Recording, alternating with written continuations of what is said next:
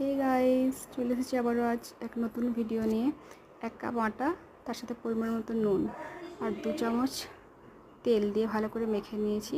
তারপর একটি পাকা কলা দিয়ে ভালো করে মথে নিয়েছি। তারপর এক এক করে লেচি কেটে রুটির মতো বেলে নিচ্ছি। মাঝে একটু বাটার দিয়ে দুদিক থেকে মুড়ে চৌকো করে বেলে নিলাম। তারপর তাওয়াটি গরম হলে তাতে অল্প অল্প বাটার দিয়ে ভেজে নিচ্ছি। তো আমাদের আজকের মতো তৈরি পাকা কলার পরোটা। তো আপনাদের বাড়িতেও যদি এরকম পাকা কলা থাকে এবং খারাপ হয়ে যাচ্ছে, যদি না কেউ খেয়ে, তাহলে আপনারাও বানিয়ে নিতে পারেন এইভাবে পাকা কলার পরোটা। সো গাইস, আজকের মতো টাটা, বাই। সো গাইস, ভালো লাগলে প্লিজ একটু লাইক অ্যান্ড সাবস্ক্রাইব করে দিও।